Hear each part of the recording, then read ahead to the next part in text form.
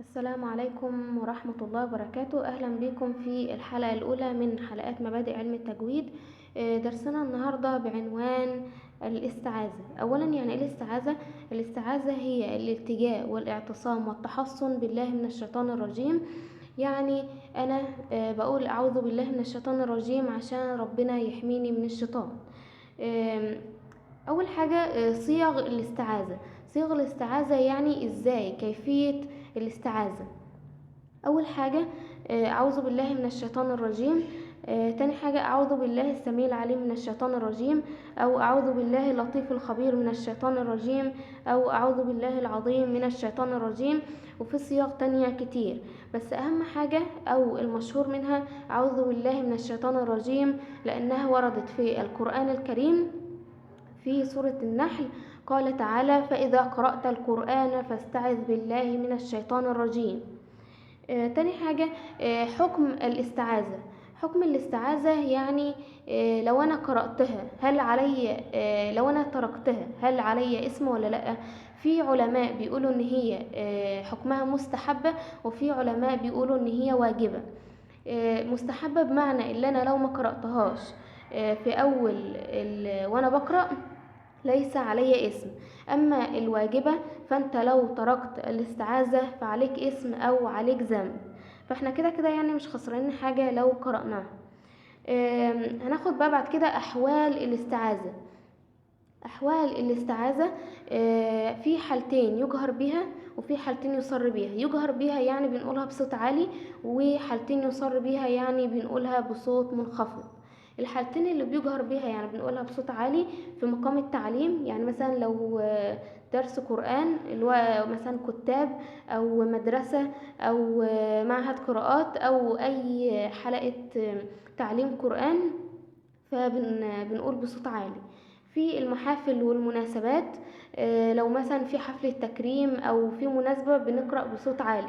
حالتين يصر بها في الصلاة، يعني وانت بتصلي ما بتقرأش بصوت عالي. وتاني حاجة في الانفراد وانت لوحدك بتقرأ لوحدك فبتقرأ في سر. هناخد بعد كده أوجه الاستعاذة مع البسملة عند أول السورة. يعني أنا الوقت معايا الاستعاذة اللي أعوذ بالله من الشيطان الرجيم، معايا البسملة بسم الله الرحمن الرحيم، معايا أول السورة أيا كانت السورة. بقى إزاي أجمع ما بين الثلاث حاجات دول؟ أول وجه معانا قطع الجميع. يعني إيه؟ يعني أنا أقرأ الاستعاذة وبعدين أقف، وبعدين أقرأ البسملة وبعدين أقف، وبعدين أقرأ أول السورة. هناخد مثال من المصحف. ناخد مثال سهل زي سورة الإخلاص اللي هي سورة قل هو الله أحد. لما أجي أبدأ أقرأ في سورة الإخلاص هقرأ إزاي؟ أول حاجة قلنا قطع الجميع، يعني أقول إيه؟ أعوذ بالله من الشيطان الرجيم، بسم الله الرحمن الرحيم، قل هو الله أحد. أنا الوقت عملت إيه؟ قرأت الاستعاذة وبعدين وقفت، وبعدين قرأت البسملة وبعدين وقفت، وبعدين قرأت أول السورة اللي أنا عايزاها. تاني حاجة معانا قطع الأول ووصل الثاني بالثالث، بمعنى ان انا اقول الاستعاذة وبعدين اقف وبعدين اوصل البسملة باول السورة اللي انا هقرأها. يعني اقول ايه؟ اعوذ بالله من الشيطان الرجيم، بسم الله الرحمن الرحيم، قل هو الله احد. يبقى انا الوقت قرأت الاستعاذة وبعدين وقفت وبعدين وصلت البسملة باول سورة الاخلاص. تالت وجه معانا وهو وصل الأول بالثاني وقطع الثالث، بمعنى ان انا اقول الاستعاذة واوصلها بالبسملة من غير ما اقف، وبعدين اقف بعد البسملة وبعدين اقرأ سورة الإخلاص. بمعنى اللي انا اقول ايه؟ اعوذ بالله من الشيطان الرجيم، بسم الله الرحمن الرحيم، قل هو الله احد. يبقى انا الوقت قرأت الاستعاذة ووصلتها بالبسملة وبعدين وقفت وبعدين قرأت اول السورة اللي انا عايزاها. رابع وجه معانا وصل الجميع، بمعنى ان انا اقرأ الاستعاذة واوصلها بالبسملة واوصلها باول السورة. زي ايه؟ اعوذ بالله من الشيطان الرجيم، بسم الله الرحمن الرحيم، قل هو الله احد. هنتنقل بعد كده للأوجه التي بين السورتين. يعني أنا دلوقتي خلصت سورة الإخلاص وعايزة أبدأ في سورة الفلق. إزاي بقى أعمل الكلام ده؟ أول وجه معانا قطع الجميع، بمعنى ان انا اقرا اخر ايه في سوره الاخلاص وبعدين اقف، وبعدين اقرا البسمله وبعدين اقف، وبعدين اقرا اول ايه في سوره الفلق.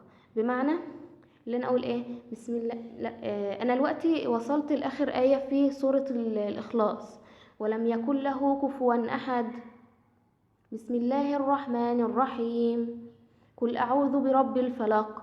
انا دلوقتي عملت ايه؟ قرأت آخر آية في سورة الإخلاص وبعدين وقفت، وبعدين قرأت أول آية في قرأت البسملة وبعدين وقفت، وبعدين قرأت أول آية في سورة الفلق.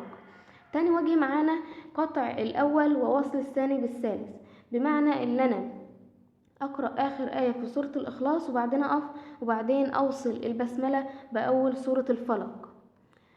زي ولم يكن له كفوا أحد، بسم الله الرحمن الرحيم، قل أعوذ برب الفلق. أنا الوقت عملت إيه؟ قرأت آخر آية في سورة الإخلاص وبعدين وقفت، وبعدين قرأت البسملة ووصلتها بأول سورة الفلق.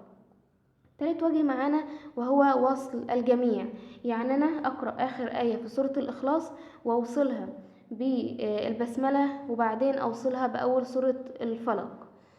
بسم الله الرحمن الرحيم، ولم يكن له كفوا أحد، بسم الله الرحمن الرحيم، قل أعوذ برب الفلق. أنا دلوقتي قرأت آخر آية في سورة الإخلاص وبعدين وصلتها بالبسملة وبعدين وصلتها بأول آية في سورة الفلق من غير توقف. رابع وجه معانا وهو الممتنع، يعني ما ينفعش تقرأ بيه، وهو وصل الأول بالثاني وقطع الثالث. بمعنى ان انا اقول ولم يكن له كفوا احد، بسم الله الرحمن الرحيم، قل اعوذ برب الفلق. الوجه ده ممتنع ليه؟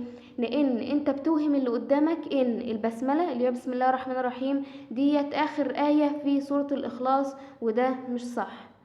وبكده ان شاء الله نكون وصلنا لنهايه حلقتنا النهارده. ما تنساش تعمل شير ولايك وسبسكرايب علشان يوصل لأكبر عدد من الناس، والناس كلها إن شاء الله تستفيد.